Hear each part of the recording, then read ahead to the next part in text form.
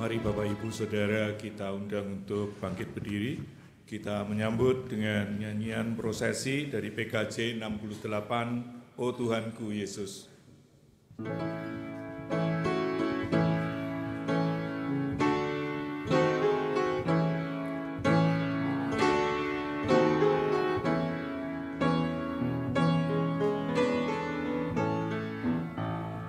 O Tuhanku Yesus, padamu bersujud di hadapan-Mu, ku nyanyi merdu, suaraku berpadu, hati pun menyatu, menyambut lahir-Mu dalam dunia.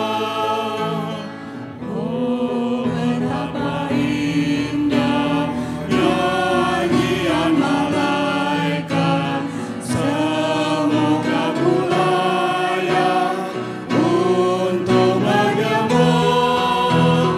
Kaulah anak Allah, Kaulah penebusku, Juru selamatku. Haleluya.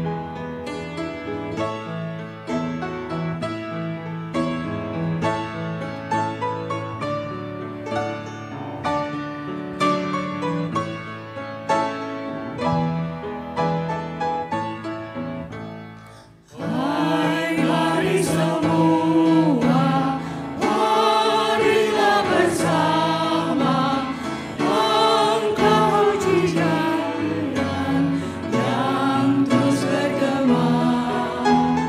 Bukalah hatimu, hai sambutlah Dia, rayakanlah Natal, bergembiralah. Padukan suaramu dalam kidung indah kepada Tuhanmu, Raja mulia. Ya Tuhan, dengarlah hambamu bersyukur, memuji nama-Mu. Haleluya. Kebaktian pada awal tahun ini berlangsung dalam nama Bapa, Anak, dan Roh Kudus.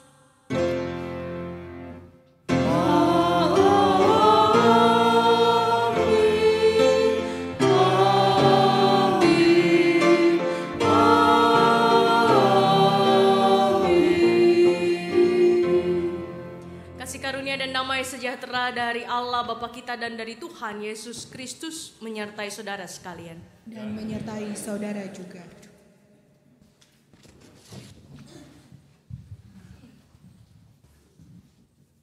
Kebaktian kita pada pagi hari ini berjudul Terang Menerangi Kegelapan. Sebenarnya kegelapan itu tidak pernah ada. Yang ada itu terang. Kalau kegelapan itu artinya ketidakberadaan terang. Artinya absen dari terang itu sendiri yang menyebabkan kegelapan. Kegelapan sendiri tidak pernah ada. Kita baru 3 hari melangkah memasuki tahun 2016. Menghadapi tahun yang baru, kita mungkin saja takut, ada rasa khawatir karena tidak tahu akan apa yang terjadi di tahun yang baru kita melangkah ini. Masa depan mungkin terasa gelap dan menjadi misteri bagi kita. Tetapi kita tidak perlu takut menjalani kehidupan, karena Kristus adalah terang dunia. Sebagai terang, kegelapan tidak akan menguasainya. Kalau kita mau menjalani kehidupan bersama dengan Yesus, maka kegelapan dan ketakutan itu akan dikalahkan. Melalui kebaktian dan firman Tuhan pada minggu pagi hari ini, kita akan diajak untuk memasuki tahun yang baru dengan komitmen dan dengan pengharapan kepada Kristus. Maka kita akan mampu mengusir kegelapan dan akan memancarkan terang Tuhan di dalam kehidupan kita. Mari kita menyambutnya dengan PKJ 72 bait pertama sampai 4. Siapa gerangan Sang Raja?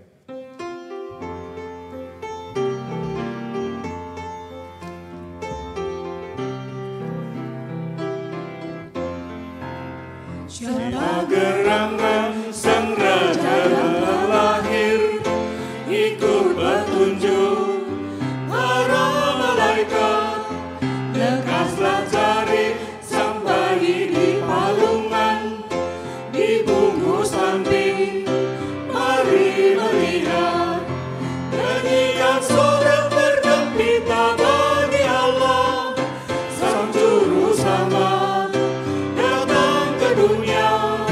Nyanyikan sorak bergembira bagi Allah, kelahirannya membawa damai. Yang wanita, Nubuat lama yang dulu disabdakan, kini ternyata telah digenapi.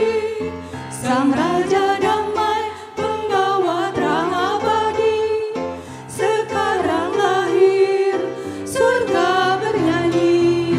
Nyanyikan sorak bergembira bagi Allah, Sang Juru Selamat datang ke dunia.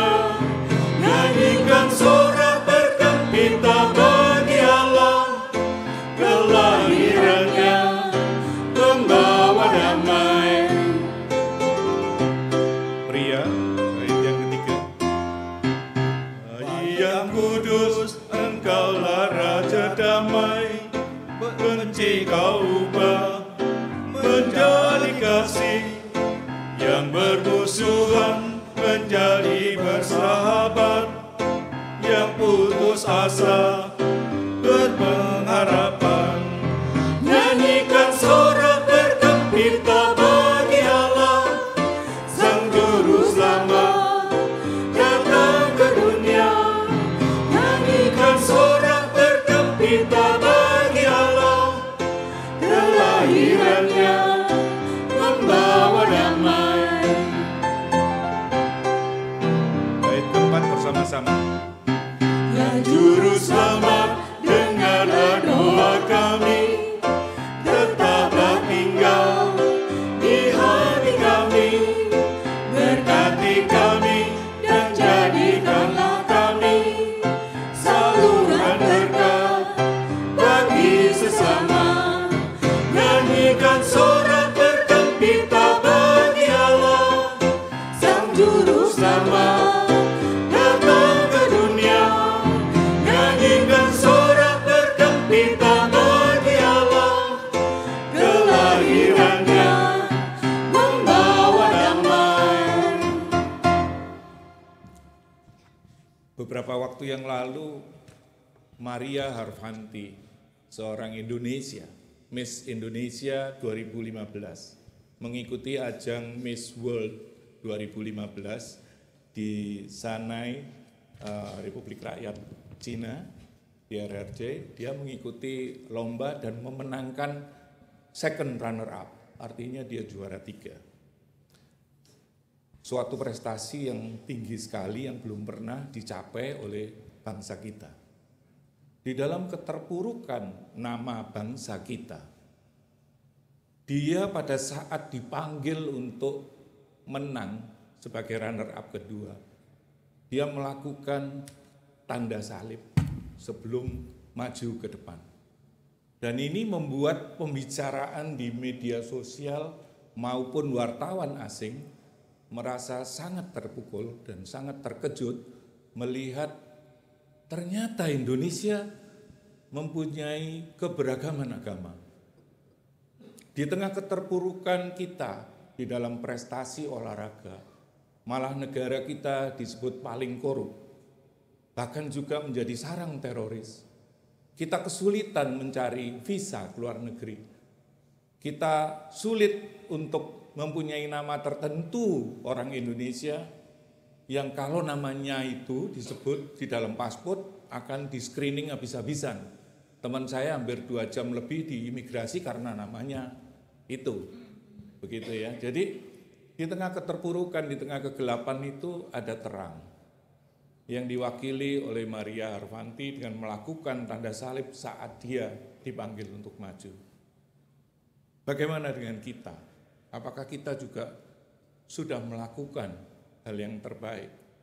Walaupun itu mungkin simpel, tapi menjadi satu terang, melihatkan kesaksian kita mengenai Kristus. Marilah jemaat Tuhan, kita mengakui segala dosa di hadapan Allah. Kita sering lalai, kita sering tidak dapat melakukannya. Bahkan kadang-kadang kita lupa untuk berdoa pada saat makan. Marilah kita mengaku dosa kita. Kami akan memberikan waktu bagi jemaat untuk berdoa. Mari kita akui dosa kesalahan kita.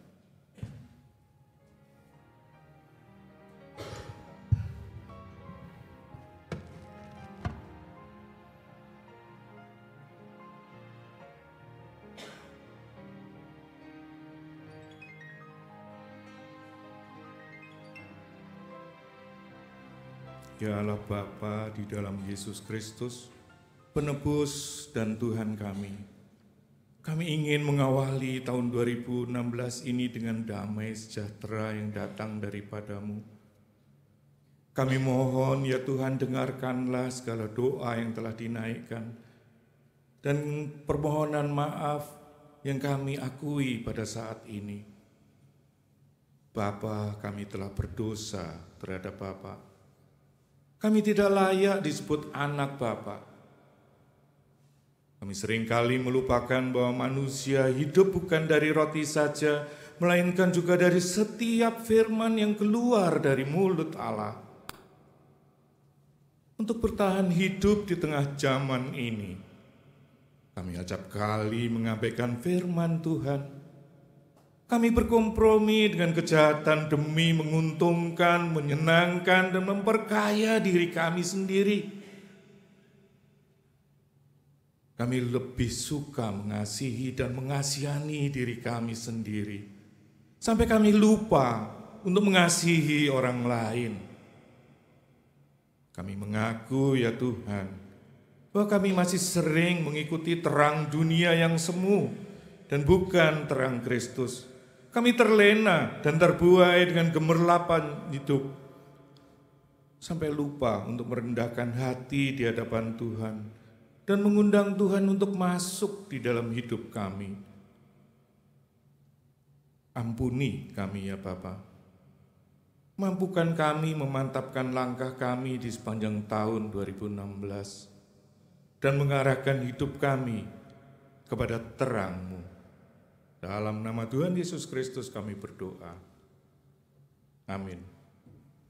Mari kita menyanyi dengan nyanyian umat dari Kidung Jemaat 38 bait yang pertama sampai ketiga. Telah kutemukan dasar kuat.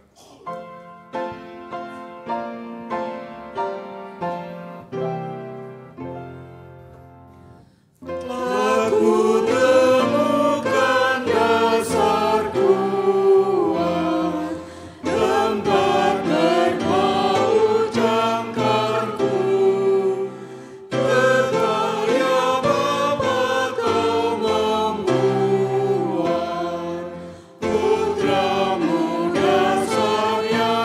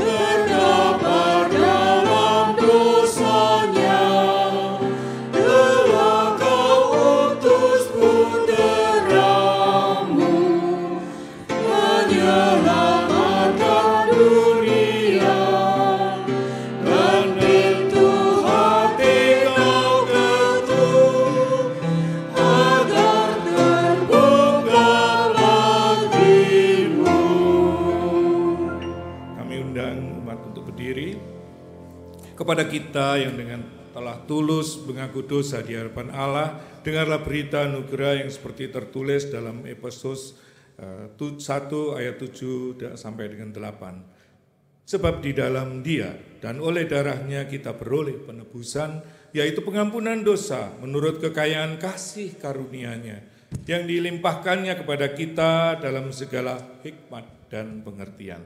Demikianlah berita anugerah dari Tuhan. Syukur kepada Allah. Salam kawanku, salam kawanku, salam, salam. Damai Kristus besertamu, salam, salam. Salam kawanku, salam kawanku, salam, salam.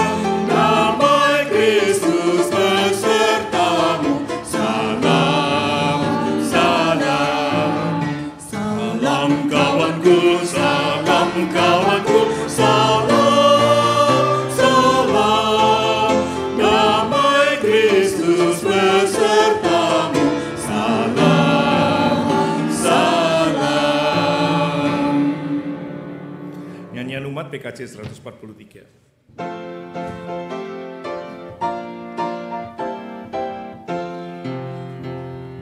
Yesus tetap mengasihi aku, kuasa gelap takkan memisahku, takkan nyawanya Ia beri, kini ku miliknya.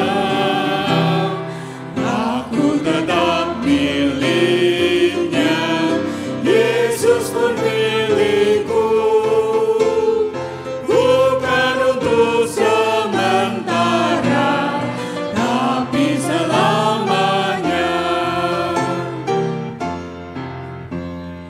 Dulu ku dikuasai dosa, Yesus selamatkanku yang bernoda, ku diantaskan dari cemar, kini ku miliknya. Aku tetap miliknya, Yesus pun milikku, bukan untuk sementara, tapi selamanya. Limpah meruah sukacitaku, Yesus membuka rantai dosaku, oleh darahnya ku ditebus, kini ku miliknya. Aku tetap miliknya, Yesus pun milikku, bukan untuk sementara, tapi selamanya. Kita akan mendengarkan pujian oleh Joyful Singer.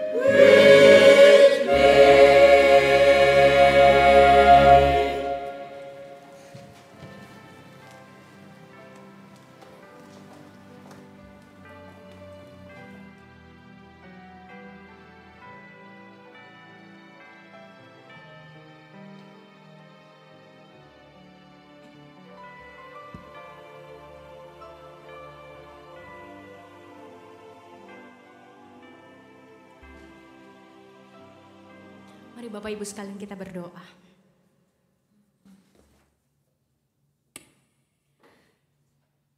Tuhan, biarlah damai di dunia ada dan dimulai dari setiap kami. Kamilah pembawa-pembawa damai-Mu. Kamilah pembawa-pembawa sukacita-Mu. Kamilah pembawa-pembawa keadilan dalam nama-Mu. Dan biarlah Tuhan dunia menjadi lebih baik karena ada kami, anak-anak-Mu yang hadir, hidup, bekerja, bergumul, berjuang, dan melayani di tengah dunia. Sebentar kami akan membaca firman-Mu. Kuatkan kami agar kami bisa menjadi anak-anak pembawa damai. Agar kami bisa membawa sukacita itu lebih luas lagi bagi seluruh dunia. Sehingga dunia sungguh merasakan kehadiran Tuhan kami, Yesus Kristus, lewat kehadiran kami. Berilah Roh Kudus-Mu yang membangun iman kami. Berilah Roh Kudus-Mu yang memberi kami hikmat dan bijak. Sehingga apapun yang kami katakan, apapun yang kami lakukan, memuliakan nama Tuhan. Tolonglah kami Tuhan dalam keterbatasan kami. Dalam nama-Mu kami memohon. Amin.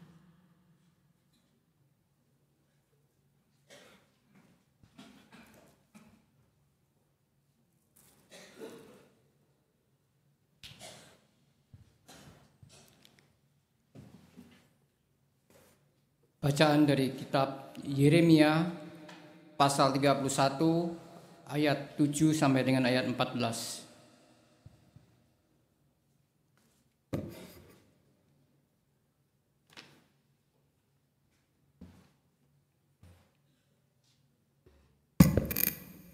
Sebab beginilah firman Tuhan, bersorak-sorailah bagi Yakub dengan sukacita, bersukarialah tentang pemimpin bangsa-bangsa. Kabarkanlah, pujilah dan katakanlah, Tuhan telah menyelamatkan umatnya, yakni sisa-sisa Israel. Sesungguhnya aku akan membawa mereka dari tanah utara dan akan mengumpulkan mereka dari ujung bumi. Di antara mereka ada orang buta dan lumpuh, ada perempuan yang mengandung, bersama-sama dengan perhimpunan yang melahirkan. Dalam kumpulan besar mereka akan kembali kemari. Dengan menangis mereka akan datang. Dengan hiburan aku akan membawa mereka. Aku akan memimpin mereka ke sungai-sungai, di jalan yang rata, di mana mereka tidak akan tersandung. Sebab aku telah menjadi bapa Israel. Efraim adalah anak sulungku. Dengarlah firman Tuhan, hai bangsa-bangsa. Beritahukanlah itu di tanah-tanah pesisir yang jauh. Katakanlah, Dia yang telah menyerahkan Israel akan mengumpulkannya kembali dan menjaganya seperti gembala terhadap kawanan dombanya. Sebab Tuhan telah membebaskan Yakub, telah menebusnya dari tangan orang yang lebih kuat daripadanya. Mereka akan datang bersorak-sorak di atas bukit Sion. Muka mereka akan berseri-seri karena kebajikan Tuhan, karena gandum, anggur dan minyak, karena anak-anak kambing domba dan lembu sapi. Hidup mereka akan seperti taman yang diairi baik-baik.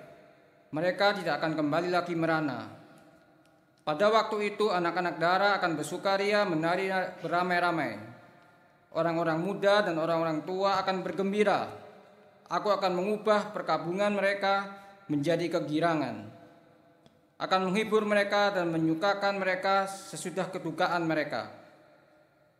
Aku akan memuaskan jiwa para imam dengan kelimpahan, dan umatku akan menjadi kenyang dengan kebajikanku. Demikianlah firman Tuhan. Syukur kepada Allah.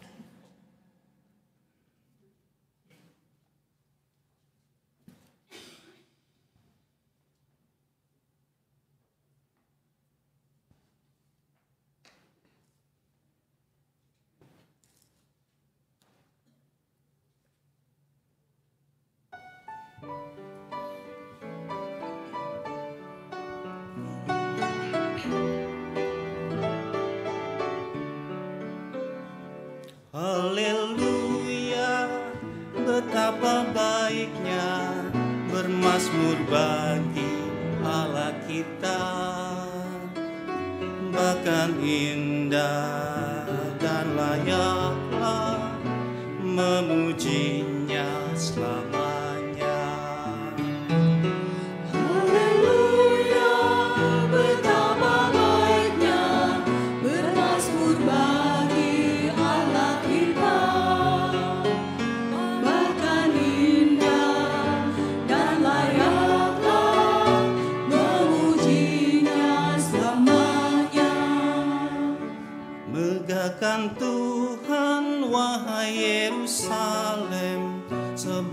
palang pintu gerbangmu ia teguhkan, dan anak-anakmu pun diberkatinya.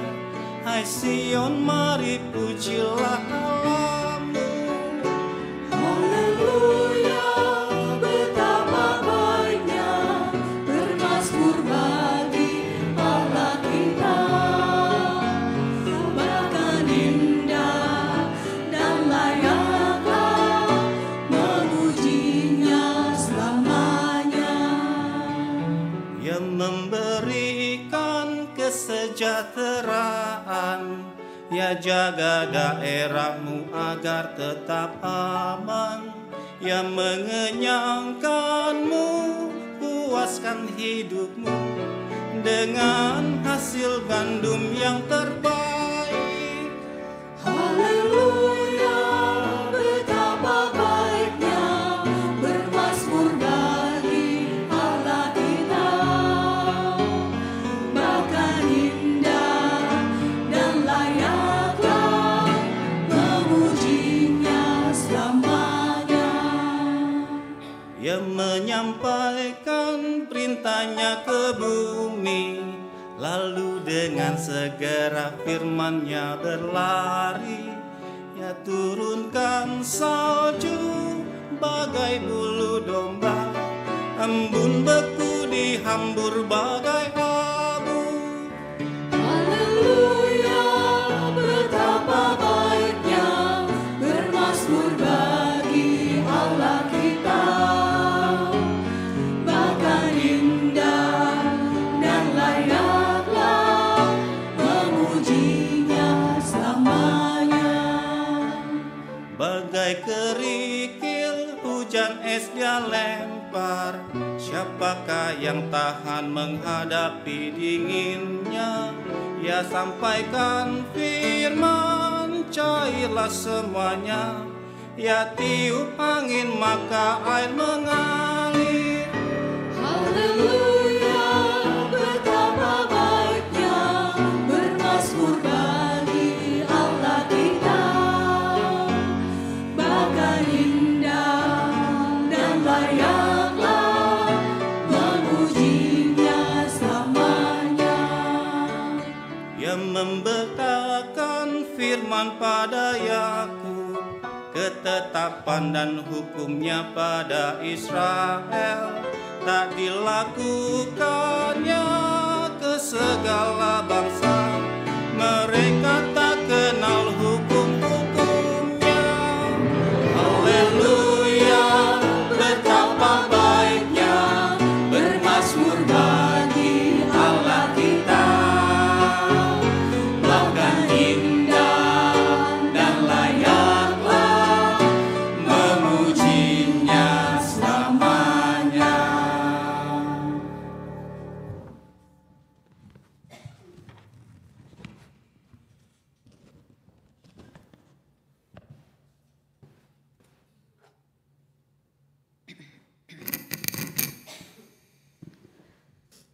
Pembacaan Kitab Efesus 1 ayat 3.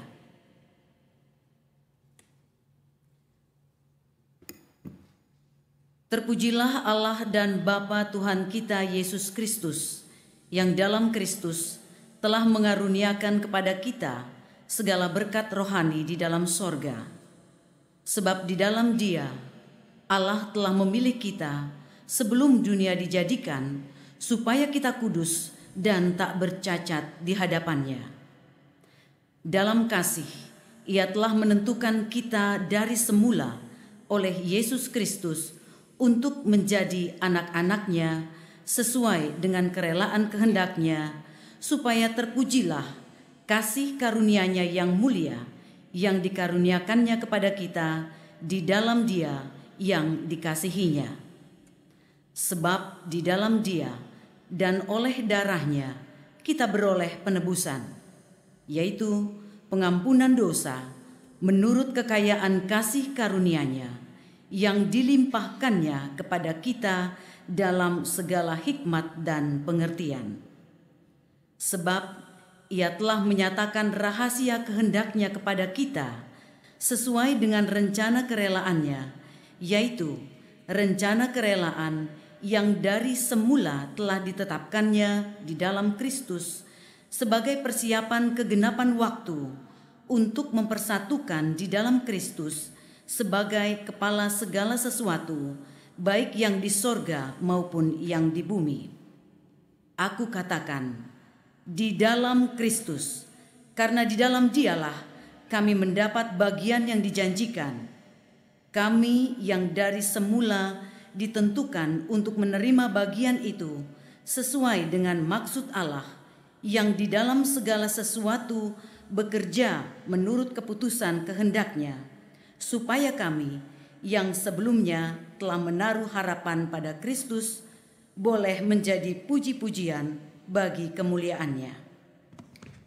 Di dalam Dia kamu juga, karena kamu telah mendengar firman kebenaran, yaitu Injil keselamatanmu.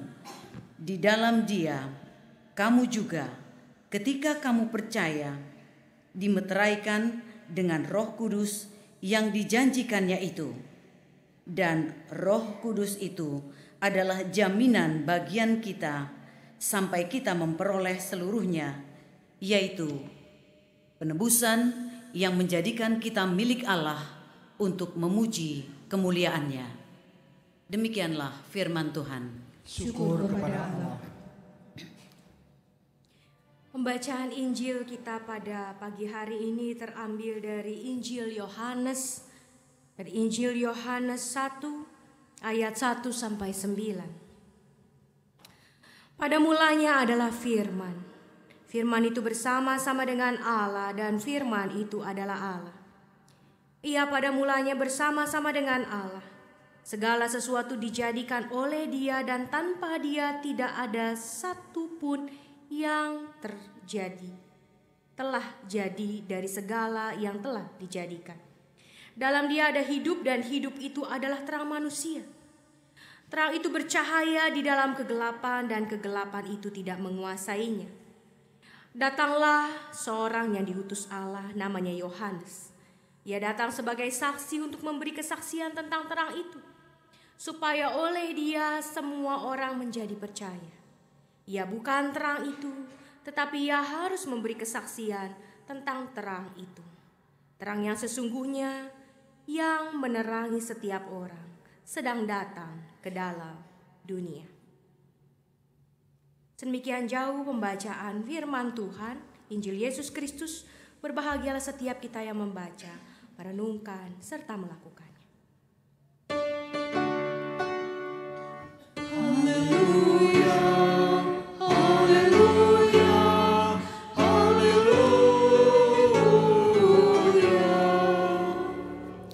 Selamat tahun baru Bapak Ibu sekalian. Tidak terasa 1 tahun sudah berlalu dan kita sudah memasuki tahun yang baru 2016, dan sepertinya waktu juga berjalan begitu cepat buat kita semua. Tapi biarlah waktu yang berjalan begitu cepat juga mendatangkan hal yang baik buat kita.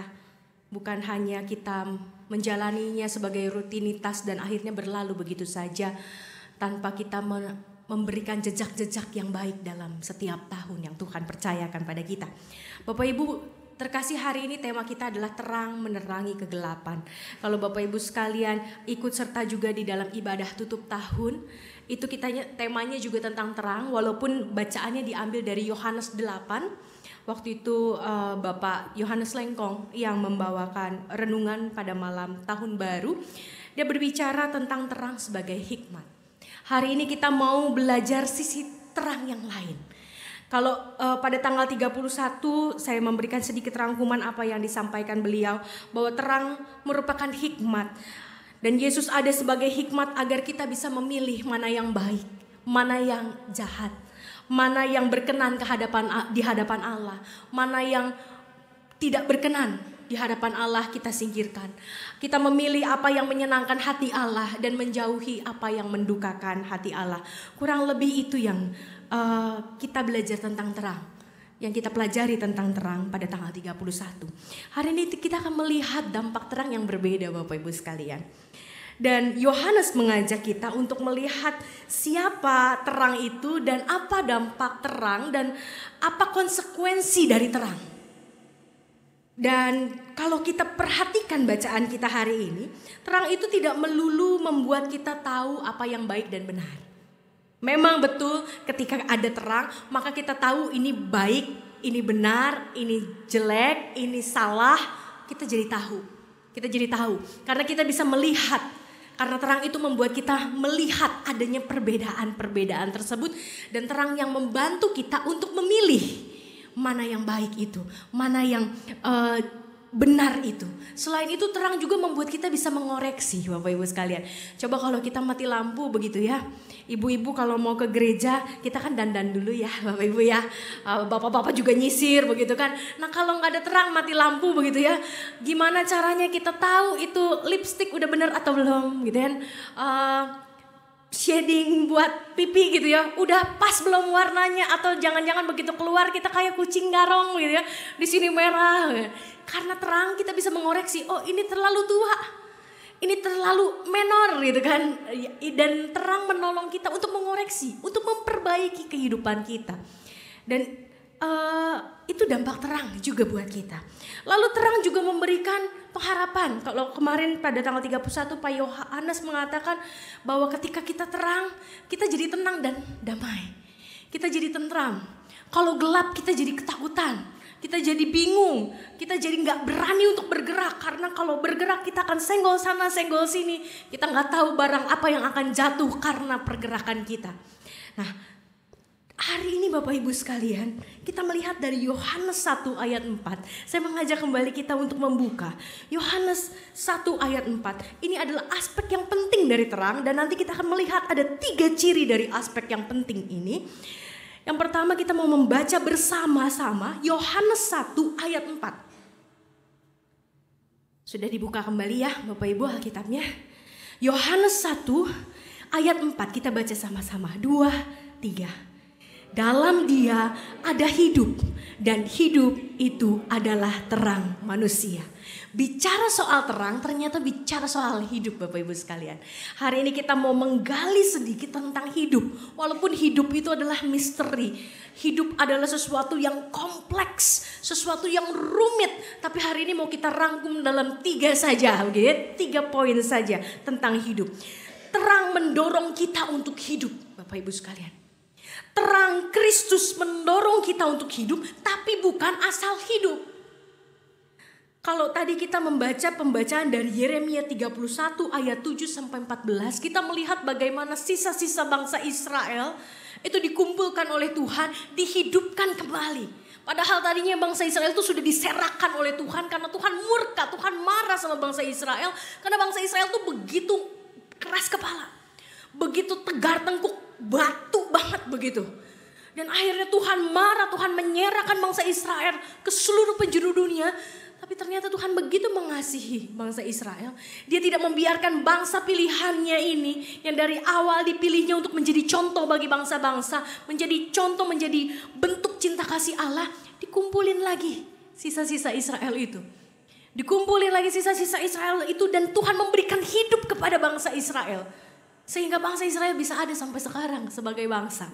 Walaupun ya kita tahulah bagaimana perjalanan bangsa ini begitu ya Bapak Ibu sekalian. Sampai saat ini konflik luar biasa terjadi antara bangsa ini dengan bangsa-bangsa yang lain. Tapi bagaimana Tuhan menghidupkan kembali. Bahkan penemu-penemu termasuk kalau tadi Bapak Ibu perhatikan. Pak Rudi mengatakan bahwa kegelapan itu tidak ada. Kegelapan ada hanya karena ketika terang lenyap. Itu adalah satu statement yang diutarakan, yang dilontarkan oleh seorang penemu yang luar biasa, Albert Einstein, yang adalah keturunan Yahudi, keturunan bangsa Israel. Nah Bapak Ibu sekalian, bagaimana kita melihat para penemu juga banyak berasal dari orang Yahudi, orang Israel. Dan kita melihat bagaimana Tuhan memelihara sampai sekarang dengan tegar tengkuknya mereka sekalipun. Gitu ya. Tuhan memberikan mereka hidup. Tapi Tuhan tidak hanya mau kita menjalani hidup yang biasa saja. Tuhan mau kita menjalani hidup yang luar biasa. Oleh karena itu kita mau melihat beberapa aspek dari hidup itu sendiri. Memiliki terang harusnya membuat kita tidak hidup sembarangan. Itu yang pertama tentunya. Kita mau melihat bahwa memiliki terang harusnya membuat hidup kita jadi gak sembarangan. Kalau kita bilang, kita imani bahwa kita bilang, Tuhan Engkau ada di dalam hati kami. Dan setiap Natal kita bilang terang itu ada dalam hati kami. Terang itu menerangi jalan kami. Terang itu menerangi hidup kami. Tapi betul enggak bahwa terang itu sungguh-sungguh sudah menerangi kita?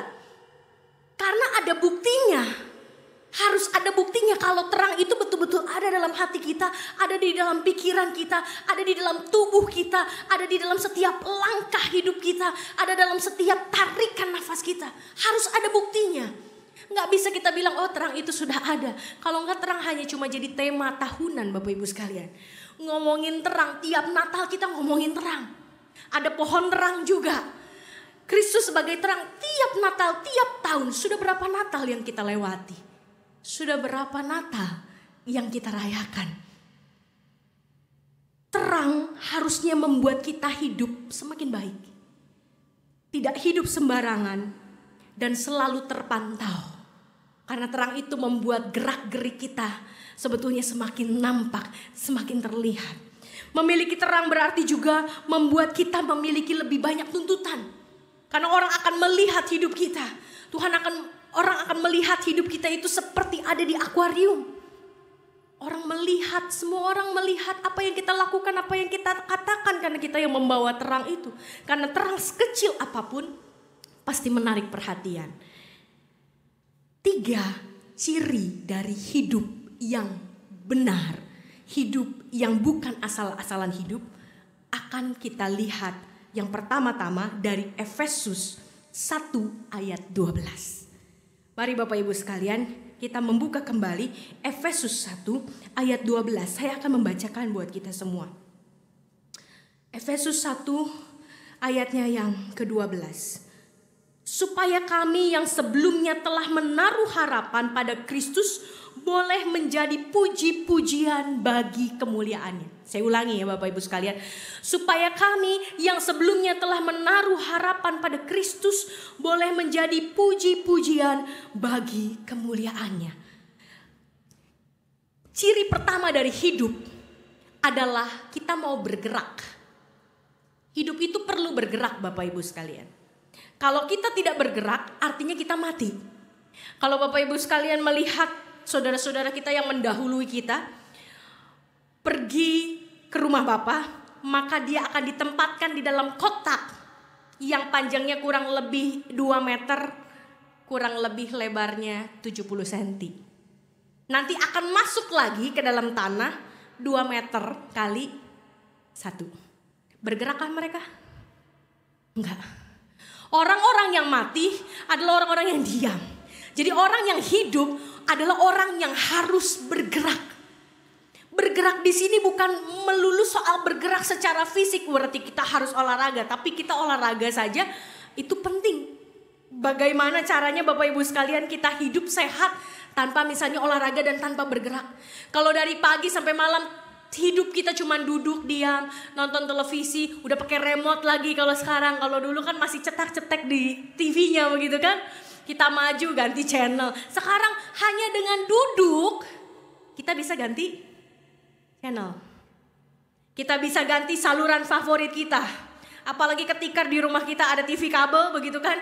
Ada ratusan channel yang bisa kita gonta-ganti lewat tempat duduk doang. Kita gak bergerak. Lama-lama badan tambah lebar. Lama-lama otot-otot tidak berguna begitu ya. Mau gerak aja udah lemes, capek. Dan kita cuma duduk saja. Dan itu tidak sehat. Orang yang hidup adalah orang yang selalu bergerak. Tapi bukan melulu bergerak untuk diri sendiri. Kalau kita perhatikan dari Efesus dikatakan supaya kami boleh menjadi puji-pujian bagi kemuliaannya. Para murid-murid Yesus, Paulus berserta dengan anak-anak rohaninya, anak-anak didiknya, tentu tidak akan memuji diri sendiri. Ini adalah supaya orang lain memuji, melihat kemuliaan Allah lewat hidup mereka. supaya kami boleh menjadi puji-pujian bagi kemuliaannya. Kalau memuji diri sendiri itu namanya sombong. Tapi Paulus membiarkan hidupnya menjadi kemuliaan sehingga orang lain yang melihat memuji Allah. Jadi apapun yang dilakukan Paulus, apapun yang dialami Paulus, apapun yang dikatakan Paulus, apapun yang menjadi pelayanan Paulus, pekerjaan Paulus, membuat nama Allah dipuji. Itu yang dimaksud di dalam Efesus 1 ayat 12 ini. Ketika kita menjadi orang yang hidup, ketika kita menjadi anak-anak Allah yang hidup, bukan hanya ketika kita pagi bangun, muda kopi, kita minum kopi, lalu kita pergi ke kantor, pulang kantor, nonton TV, nonton berita, tidur, sudah pulang, begitu lagi esok harinya dan begitu lagi esok harinya selama setahun, bertahun-tahun. Tapi bagaimana setiap gerakan hidup kita itu membawa kemuliaan buat Allah. Itu yang menjadi tantangannya. Di situ tandanya kita ada terang.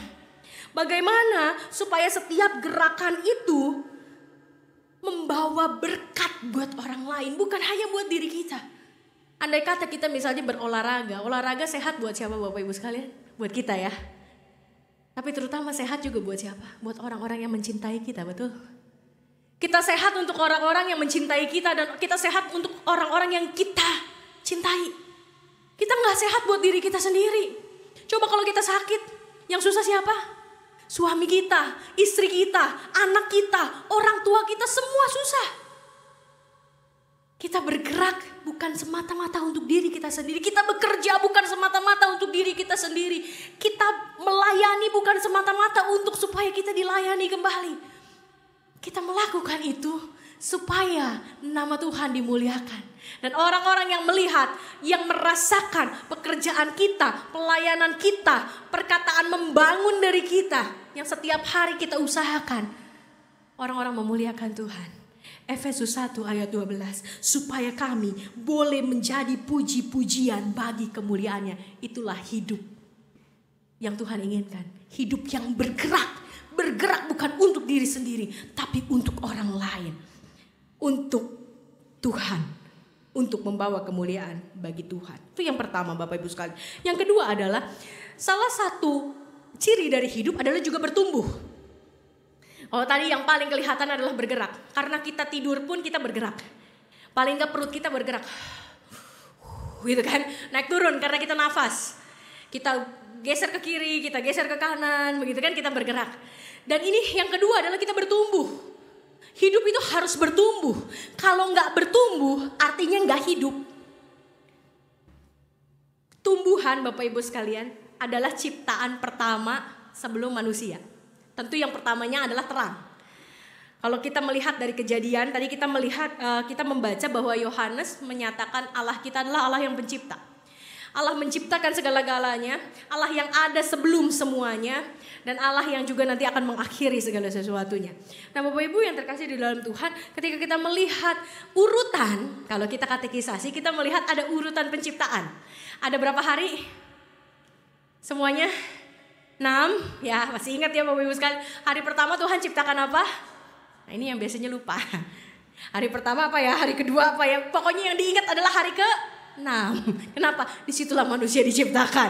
Tapi Bapak Ibu sekalian, kalau kita perhatikan betapa luar biasa Tuhan menciptakan. Pertama-tama Tuhan menciptakan terang. Lalu Tuhan menciptakan siang dan malam. Ada perbedaan antara siang dan malam. Tuhan menciptakan darat dan laut. Disitulah kemudian Tuhan juga menciptakan tumbuh-tumbuhan. Lalu benda-benda penerang. Lalu ikan-ikan, burung-burung. Baru terakhir manusia. Tentu juga dengan binatang-binatang yang hidup di darat. Tapi bayangkan Bapak Ibu sekalian, kalau kita hidup duluan, kita diciptakan duluan tanpa adanya tumbuh-tumbuhan, hidup gak kita? Enggak. Kalau kita diciptain duluan, sebelum tumbuhan ada, sebelum ikan ada, sebelum hewan ada, sebelum air ada, sebelum darat ada, hidup gak kita? Enggak loh Bapak Ibu sekalian. Mau memijak kaki di mana gitu kan? Kita kan nggak mungkin melayang-layang. Kalau Allah melayang-layang karena Allah roh begitu kan? Tapi kan kita nggak mungkin melayang-layang.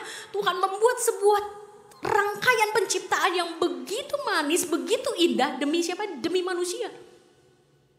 Tumbuhan itu baru bisa bertumbuh kalau dia menyerap sari-sari makanan dari dalam tanah, ada zat hara, ada mineral begitu kan. Lalu kemudian kita mengenal dulu di dalam pelajaran IPA, di dalam pelajaran biologi, semua zat hara itu naik lewat akar, lalu kemudian diserap lewat batang, lalu kemudian dialirkan ke daun. Lalu dimasak di daun yang prosesnya namanya adalah fotosintesis.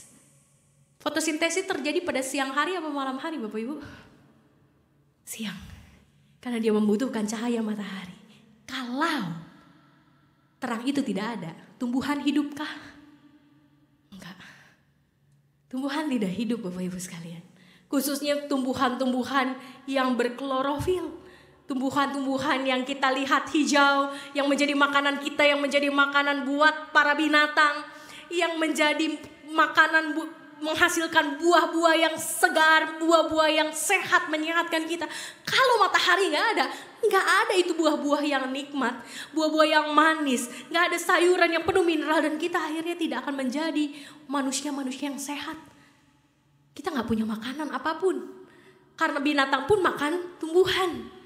Kita nggak punya makanan apapun, dan Tuhan menciptakan dengan begitu luar biasa, begitu indah luar biasa, begitu teratur. Dan dia dimulai dengan terang. Nah Bapak Ibu sekalian, tumbuhan itu bertumbuh kalau ada cahaya matahari. Karena disitulah dia memasak lalu mengalirkan kembali ke seluruh bagian tumbuhan. Bapak Ibu, begitu juga dengan kita. Terang menuntut kita untuk bertumbuh seperti tumbuhan. Terang menuntut kita, kalau kita gak bertumbuh artinya kita gak hidup. Sekarang pertanyaannya, sudah berapa senti pertumbuhan kita? Kalau tumbuhan kita punya dulu segede gini, dalam 1 tahun dia mungkin sudah tinggi segini. Sekarang berapa pertumbuhan kita yang terjadi dalam hidup kita selama tahun 2015? Sudah berapa banyak pertumbuhannya, berapa senti kalau bisa diukur pakai senti begitu ya. Berapa senti pertumbuhan kita? Berapa senti pertumbuhan iman kita? Berapa senti pertumbuhan buah iman kita? Berapa senti pertumbuhan perbuatan iman kita selama tahun 2015? Sehingga akhirnya kita bisa mengatakan, Tuhan terima kasih atas tahun 2015 karena saya mengalami pertumbuhan. Dan di 2016 ini saya akan mengalami pertumbuhan lebih tinggi lagi.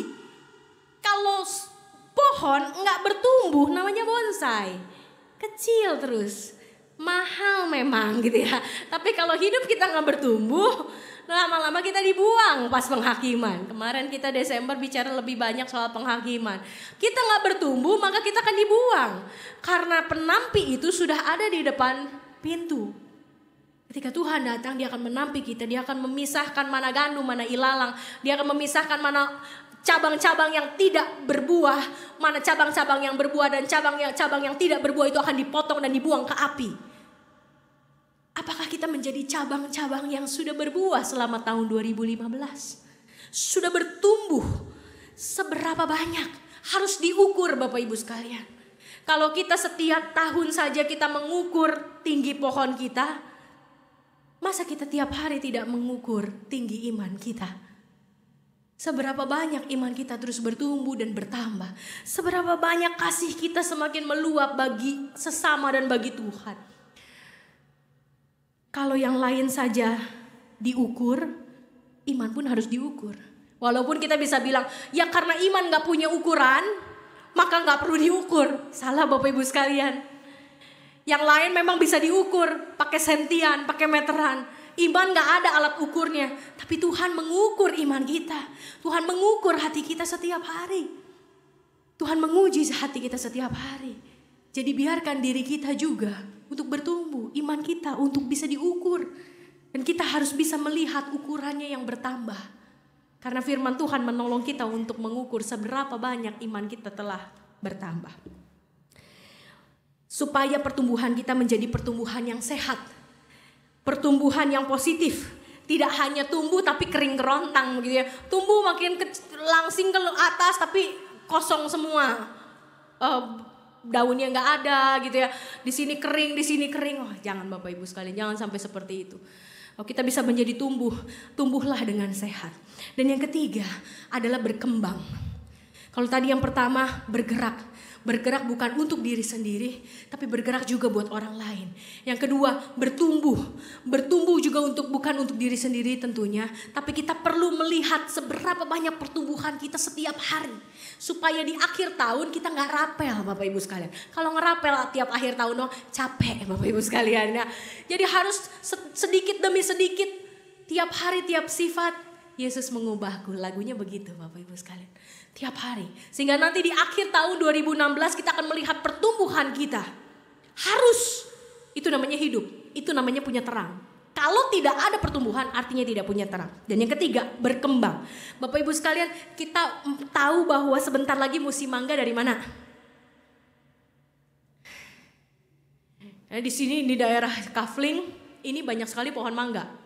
Daerah Kedoya juga tempat orang tua saya itu banyak sekali pohon mangga. Mama saya kalau udah mau musim mangga tuh udah bilang, nih pohon udah sirungan. Sirungan bahasa Sunda artinya sudah berbunga. Mulai berbunga begitu. Banyak bunganya. Dari bunga itu lama-lama jadi buah. Berkembang. Dan kita tahu bahwa musim berbuah itu akan semakin dekat ketika pohon itu mulai berkembang, lalu kemudian mulai ada pentolan-pentolan begitu ya, siap untuk jadi buah mangga yang lama-lama jadi makin besar dan manis rasanya. Nggak semua mangga sih manis Bapak Ibu sekalian ya, tapi kita tahu dari berkembang. Nah begitu juga dengan hidup kita. Kalau kita dibilang hidup maka kita harus berkembang. Tentu berkembang di sini bukan soal badan Bapak Ibu sekalian. Saya udah mulai ngap luar biasa karena naiknya lebih dari waktu saya turun kemarin. Bapak Ibu yang terkasih, berkembang ini bukan soal ke samping. Oh saya hidup kok, makanya berat badan saya nambah gitu ya. Berkembang terus begitu ya ke samping. Tapi Bapak Ibu sekalian, kita hidup, arti berkembang di sini kaitannya dengan reproduksi. Kalau kita melihat tadi berkembang adalah tanda bahwa si tanaman, si tumbuhan itu sedang bereproduksi. Dia sedang menambah jumlahnya. Karena kita akan menanam biji mangga lagi untuk menanam pohon mangga, akhirnya bisa tumbuh lagi menjadi tumbuhan mangga yang menghasilkan lagi. Itu bentuk reproduksi dari tumbuhan. Nah pertanyaannya sekarang mungkin kita bilang reproduksi kan anak gitu ya. Kayak di sini reproduksi bukan soal anak loh Bapak Ibu sekalian ya. Bukan soal kemudian kalau kita harus reproduksi berarti tiap tahun punya anak. Ngap Bapak Ibu, bener deh gitu ya. Ngap, ini saya satu aja. Aduh Tuhan, jangan dua deh Tuhan, satu aja ya. Capek gitu ya. Panas, ngap gitu ya, napas aja susah. Ngomong aja kayaknya oksigen tuh gak ke kepala begitu ya. Tuhan boleh gak satu aja gitu ya. Tapi Bapak Ibu sekalian, bicara soal berkembang di sini soal reproduksi. Ketika kita manusia juga harus bereproduksi bukan hanya dalam fisik, tapi dalam iman, dalam spiritual. Kita boleh menghasilkan anak-anak lewat rahim kita para perempuan. Kita boleh melahirkan anak-anak lewat rahim kita. Tapi berapa banyak anak-anak rohani yang kita hasilkan setiap hari? Nanti bapak-bapak bilang itu reproduksi tugasnya ibu doang begitu ya. Karena ibu yang melahirkan, bapak-bapaknya nggak melahirkan begitu. Nggak bisa kan Bapak Ibu sekalian. Kita memang punya tanggung jawab untuk memenuhi bumi. Di Kejadian. Tapi lebih banyak tanggung jawab hari ini adalah bagaimana supaya yang memenuhi bumi ini memenuhi standar Allah juga. Jangan sampai kita melahirkan, menghasilkan anak-anak yang tidak takut akan Allah. Kita menghasilkan komunitas yang tidak takut akan Allah. Kita menghasilkan generasi yang tidak takut akan Allah. Yang semakin mudah untuk memberontak, yang semakin mudah untuk menyalahkan orang lain, mudah tersulut emosinya, mudah tersulut kemarahannya. Bapak Ibu berkembang di sini artinya adalah agar kita juga hidup bisa menghasilkan anak-anak rohani. Anak-anak rohaninya dari mana? Tetangga kita bisa jadi anak rohani kita Bapak Ibu. Pembantu kita bisa jadi anak rohani kita. Rekan kita di tempat kerja bisa jadi anak rohani kita. Pegawai kita di kantor bisa jadi anak rohani kita. Kita mungkin bahkan tidak memiliki anak biologis, tapi kita wajib punya anak rohani Bapak Ibu. Apalagi kalau Tuhan sudah memberikan kepada kita kesempatan, kepercayaan untuk memiliki seorang anak biologis. Bagaimana anak biologis itu menjadi anak rohani kita juga. Bagaimana anak biologis itu menjadi anak-anak yang menyenangkan hati Allah, yang secara spiritual juga bertumbuh. Itu yang menjadi tugas kita, itu arti berkembang. Itulah hidup yang berkembang. Sehingga kita makin banyak memberikan kepada Allah anak-anak yang baru bagi Allah. Anak-anak yang takut akan Allah. Dan setiap hari kita bisa melakukannya. Bahkan kepada orang yang tidak kita kenal sekalipun. Kalau tadi Bapak Ibu sekalian mendengar bagaimana putri Indonesia yang ikut Miss World, sebelum dia dipanggil dia berdoa dalam nama Bapa, Putra dan Roh Kudus. Itu menjadi kesaksian, dan di situ dia mulai melahirkan anak-anak rohani tanpa dia sadari. Dia sedang menghasilkan anak-anak spiritual tanpa dia sadari. Begitu juga dengan kita. Lewat kehidupan kita, lewat teladan kita, kita menghasilkan anak-anak spiritual. 3 hal yang kita pelajari tentang hidup hari ini. Memang hanya dirangkum menjadi 3, tapi 3 ini menjadi hal yang berat. Kita harus mau bergerak. Bergerak untuk diri kita sendiri, bergerak untuk orang lain. Sehingga apa? Sehingga puji-pujian adalah kemuliaan buat Allah. Apapun yang kita lakukan dalam gerakan tubuh kita, dalam gerakan tangan kita, dalam gerakan kaki kita, itu membuat puji-pujian bagi Allah. Sehingga di dalam pekerjaan, di dalam pelayanan, di dalam refreshing kita sekalipun, apapun yang kita lakukan dengan gerak tubuh kita, membawa kemuliaan bagi Allah. Yang pertama. Yang kedua, kita harus bertumbuh. Maka kita harus mengukur seberapa banyak pertumbuhan yang kita capai. Bukan hanya pertumbuhan sentimeter ke atas ataupun kilogram ke samping. Kalau kita malahan pengennya kilogramnya dikurangin begitu kan ya, biar gak terlalu berat gitu. Tapi pertumbuhan iman berapa senti, kalau iman bisa diukur pakai sentian, berapa senti kita sudah bertumbuh setiap hari. Sehingga di akhir tahun kita gak perlu merapel. Dan yang ketiga adalah berkembang. Berkembang bukan untuk diri kita sendiri. Berkembang selalu untuk orang lain. Buah mangga tidak akan pernah bisa dinikmati oleh pohon mangga itu sendiri. Betul Bapak Ibu? Pohon mangga enggak makan mangga. Kalau jeruk makan jeruk. Itu iklan Bapak Ibu sekalian ya. Jeruk juga enggak makan jeruk Bapak Ibu sekalian. Siapa yang makan jeruk? Manusia. Siapa yang makan mangga? Manusia. Pohonnya sendiri maka gak makan. Gak nyobain manisnya itu, rasanya sedapnya itu mangga, sedapnya itu jeruk, sedapnya itu durian. Aduh, saya pengen banget durian tapi gak boleh. Harus kurangin maksudnya. Tapi saya kalap biasanya gitu ya. Jadi lebih baik tidak melihat durian sama sekali. Bapak Ibu sekalian, pohon buah-buahan itu tidak pernah bisa menikmati buah-buahnya sendiri. Tapi ketika dia berkembang, dia siap untuk menjadi berkat buat orang lain. Disitulah kita juga hidup menuntut kita untuk berkembang, untuk menjadi berkat buat orang lain. Bukan untuk kenikmatan kita, tapi betul-betul jadi berkat buat orang lain. Selamat hidup Bapak Ibu sekalian, karena terang itu sudah ada. Dan ingat, kalau 3 hal itu belum ada dalam hidup kita, artinya Tuhan belum lahir dalam hidup kita. Kalau 3 ciri itu belum ada dalam hidup kita, maka sebetulnya Tuhan Yesus tidak pernah hadir dalam kehidupan kita. Kalau 3 ciri itu belum ada dalam hidup kita, artinya Tuhan Yesus sia-sia turun ke dunia. Karena kita tidak menggunakan terang itu. Dan terang hanya sekedar menjadi tema tahunan.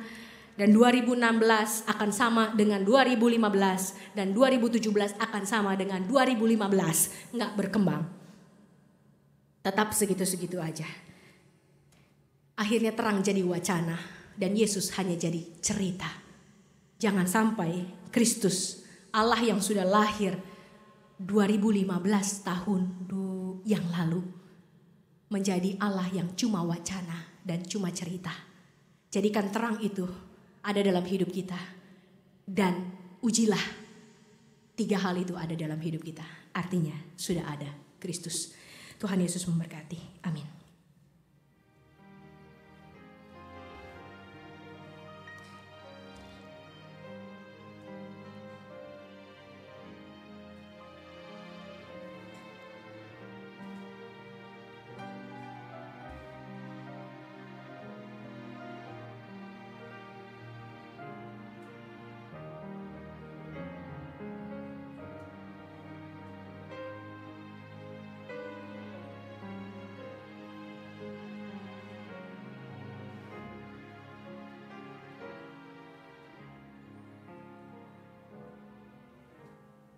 Kami undang umat untuk berdiri.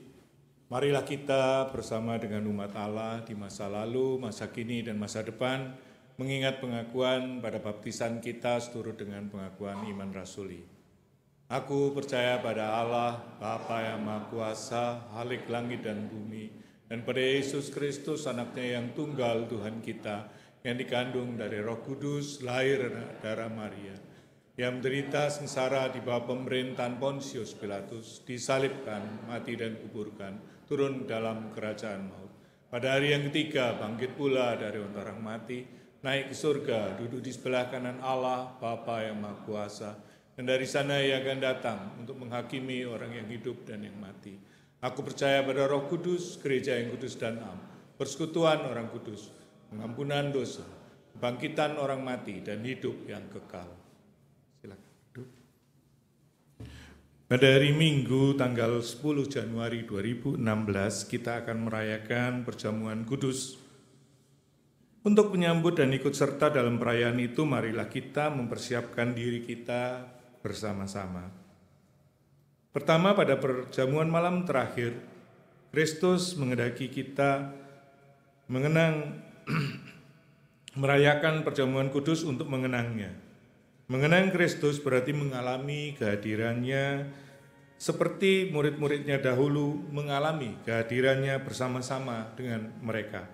Mengenang Kristus juga berarti menyadari secara pribadi seluruh kehidupan Kristus yang diberikannya bagi keselamatan dunia. Sejak ia lahir, melayani, menderita sengsara, mati, dan dibangkitkan serta dimuliakan di surga. Marilah kita merenungkannya. Apakah saudara benar-benar rindu untuk berjumpa secara pribadi dengan Kristus? Untuk mengalami kasih, kuasa, dan kebenarannya yang membarui hidup saudara?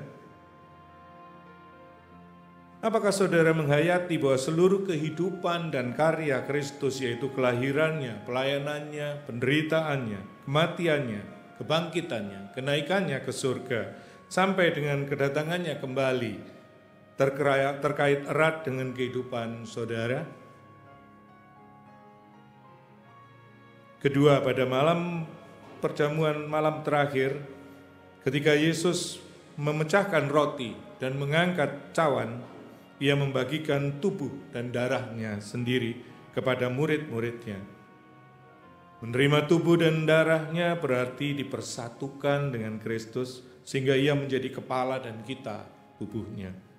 Menerima tubuh dan darahnya berarti dipersatukan dengan semua yang menerimanya, juga menjadi satu tubuh dan satu roh.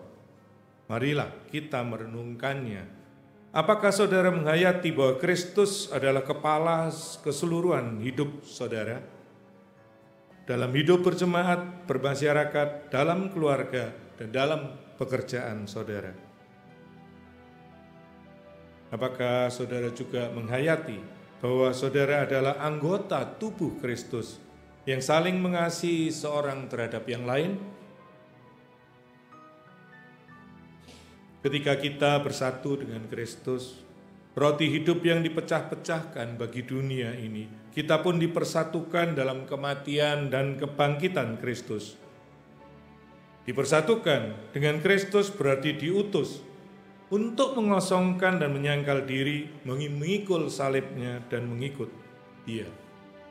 Dipersatukan dengan Kristus berarti diutus untuk memberi hidup kita demi keselamatan dunia. Marilah kita merenungkannya.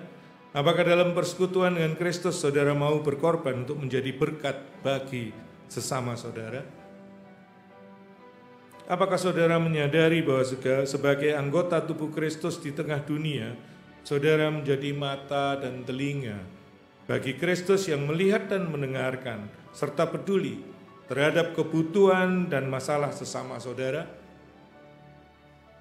Sudahkah saudara menjadi mulut bagi Kristus yang menyuarakan kebenaran dan keadilan dalam lingkungan saudara berada? Sudahkah saudara menjadi tangan bagi Kristus yang berkarya memperjuangkan damai dan sejahtera di muka bumi? Kiranya Roh Kudus menolong kita semua dalam mempersiapkan diri merayakan perjamuan kudus pada hari Minggu tanggal 10 Januari 2016 yang akan datang. Tuhan memberkati kita.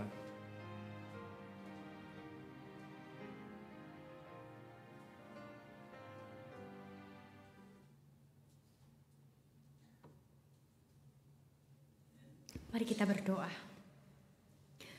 Kami mengucap syukur Tuhan untuk tahun yang baru. Artinya Tuhan masih memberikan kami kesempatan untuk mengukur hidup kami. Sudah sejauh mana hidup kami bawa semakin dekat kepada Tuhan. Sudah sejauh mana hidup yang kami jalani tidak menjadi hidup yang sekedar hidup, tapi hidup yang terus bergerak, hidup yang terus bertumbuh, hidup yang terus berkembang untuk kemuliaan Tuhan.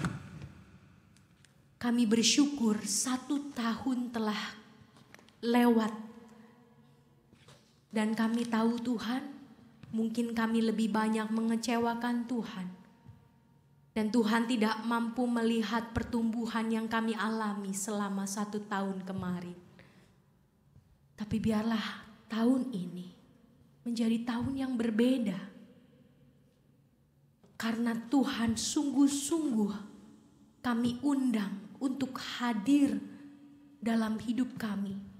Yang membuat hidup kami jadi mampu bergerak, mampu bertumbuh dan mampu berkembang. Untuk Tuhan dan untuk sesama kami. Tolonglah kami Tuhan, tegur kami dan ingatkan kami ketika kami mulai lalai menjalani hidup dan hidup kami menjadi sekedar rutinitas saja. Kami hari ini berdoa untuk gereja Tuhan dimanapun berada. Biarlah gereja Tuhan dimanapun berada juga mengalami pertumbuhan. Sehingga terang itu sungguh-sungguh nyata. Tidak sekedar menjadi cerita dalam sejarah, cerita dalam Alkitab. Tapi terang itu sungguh mewarnai hidup kami. Sehingga hidup kami menjadi hidup yang baik adanya di mata Tuhan.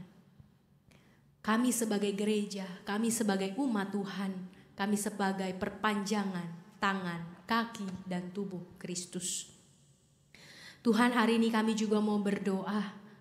Kami mensyukuri untuk setiap kegiatan yang sudah kami lakukan. Kami sudah selesaikan tugas kami sebagai panitia Natal, sebagai panitia retret, dan segala sesuatu dapat berjalan dengan baik Tuhan. Itu semua karena kasih karunia Tuhan. Dan biarlah apa yang telah kami pelajari lewat retret jemaat, lewat masa Advent, Natal, malam tahun baru sampai tahun baru dapat kami lakukan dalam kehidupan kami. Menjadi pedoman dan penerang senantiasa di dalam hidup yang gelap ini.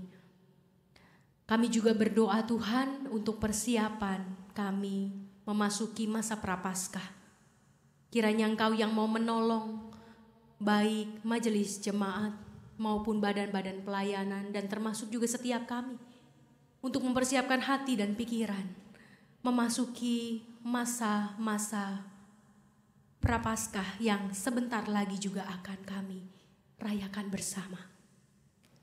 Agar kami tidak hanya larut dalam kemeriahan Natal, tapi kami juga mulai terus mempersiapkan diri untuk masuk dalam penderitaan bersama dengan Kristus lewat kehidupan kami.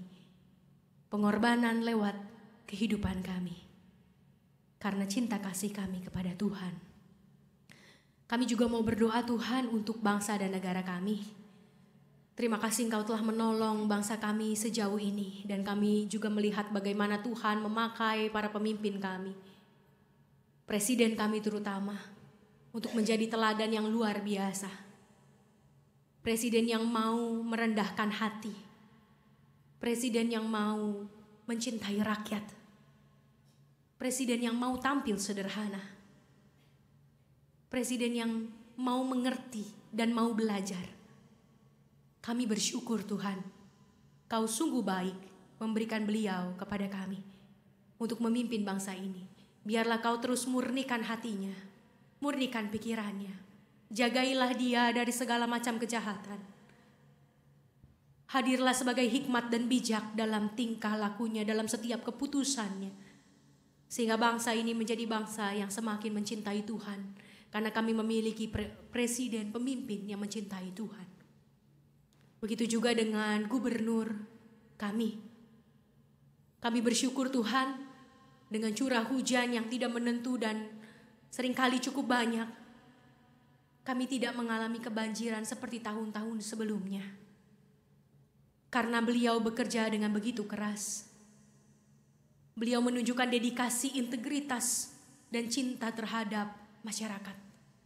Dan kami juga bersyukur atas keberadaan beliau di tengah DKI Jakarta ini. Tuhan kuatkan dia, jauhkan juga dari yang jahat. Dan biarlah tetap hatinya tetap lurus kepada Tuhan. Terima kasih Tuhan Yesus. Begitu banyak harapan-harapan di awal tahun yang kami ingin nyatakan di dalam doa kami. Tapi biarlah kami tidak hanya berharap hal-hal untuk kepentingan diri kami sendiri. Tapi kami biarlah memberikan harapan-harapan. Merencanakan harapan-harapan untuk masa depan gereja kami. Masa depan bangsa dan negara kami. Masa depan dunia ini. Karena kami ada bukan semata-mata untuk diri kami sendiri. Tapi kami ada untuk dunia seperti Tuhan ada untuk dunia. Terima kasih ya Bapa, inilah doa kami yang kami naikkan ke dalam satu nama Tuhan Yesus Kristus yang telah mengajar kami bersama berdoa.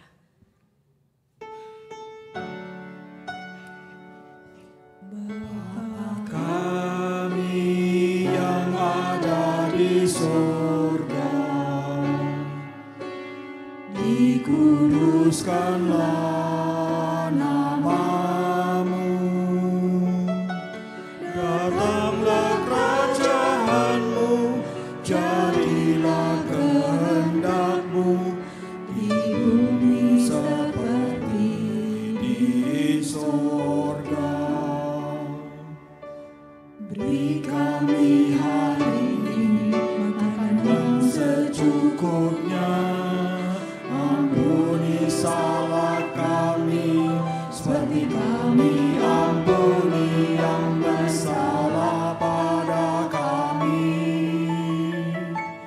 Jangan bawa kami dalam pencobaan, melainkan lepaskan kami dari yang jahat. Sebab Kaulah yang punya kerajaan dan kuasa dan kemuliaan sampai selama-lamanya. Amin. Amin.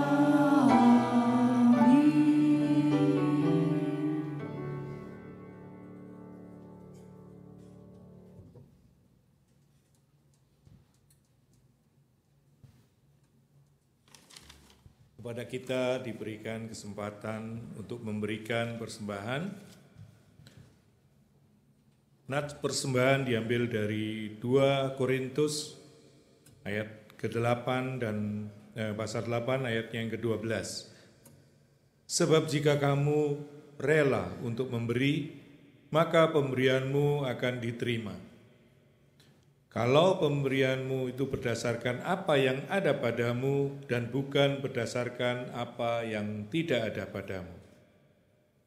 Umat akan menyanyikan Kidung Jemaat 287B, Sekarang Beri Syukur.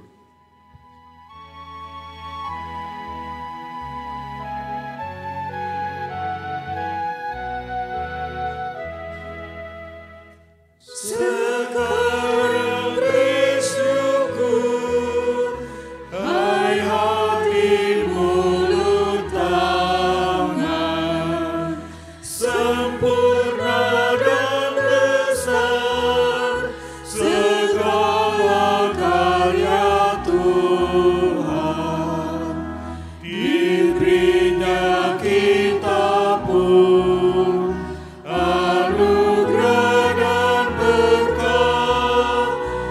yang tak terbilang terus, semula dan tetap. Bait kedua. Yang Maha Mulia memberikan sukacita, damai sejahtera di dalam hidup kita. Kasih-Nya tak terberi, mengasihi anaknya, tolongannya besar seluas dunia.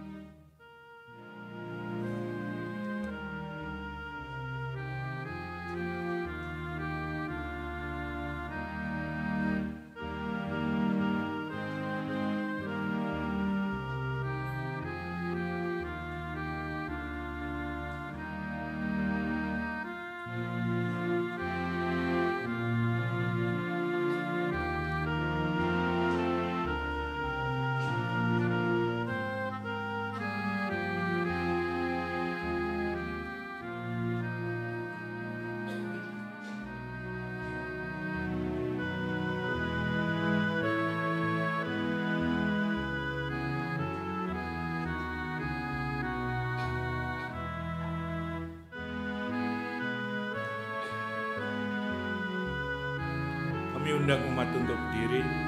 Mari kita menyanyikan baitnya yang ketiga. Muliakan Allah-Mu yang tiada terbandingi, Sang Bapa Anak Roh di tahta Maha Tinggi, Tritunggal yang kudus, kekal terpujilah sekarang dan terus selama-lamanya. Mari kita tunduk dalam doa. Mari kita berdoa. Tuhan, puji syukur, terima kasih. Semuanya adalah kepunyaan Tuhan. Semuanya adalah milik Tuhan, apa yang kami miliki saat ini. Terima kasih ya Tuhan atas kemurahan Tuhan dan kepercayaan yang Tuhan berikan untuk kami boleh mengelola segala yang kami miliki, karena semuanya berdasarkan dari kemurahan Tuhan dan anugerah berkat yang datang dari Tuhan sendiri. Kalau saat ini kami boleh mengungkapkan syukur kami lewat persembahan, Engkau mengkuduskan persembahan ini Tuhan, berikan hikmat bagi mereka yang akan mengelolanya. Kami serahkan seluruh persembahan ini ke dalam tangan kasih pemeliharaan Tuhan sendiri. Kami juga akan menaikkan agar Tuhan sendiri memberikan berkat yang senantiasa kepada setiap kami, agar kami boleh memberikan diri kami dan apa yang kami miliki seutuhnya untuk Tuhan dan kemuliaan Tuhan sendiri. Kami serahkan seluruhnya hanya dalam nama Tuhan Yesus Kristus. Kami mengucap syukur dan kami berdoa. Amin.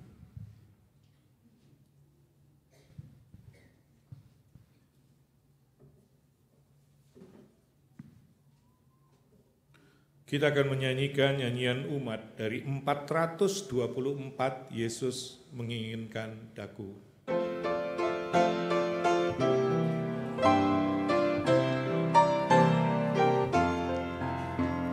Yesus menginginkan daku bersinar baginya, dimanapun ku berada, ku mengenangkannya. Bersinar, bersinar, itulah kehendak Yesus. Bersinar, bersinar, aku bersinar terus. Yesus menginginkan daku menolong orang lain, manis dan sopan selalu ketika ku bermain. Bersinar, bersinar, itulah kehendak Yesus. Bersinar, bersinar, aku bersinar terus. Ku mohon Yesus menolong, menjaga hatiku, agar bersih dan bersinar, meniru Tuhanku. Bersinar, bersinar, itulah kehendak Yesus. Bersinar, bersinar, aku bersinar terus.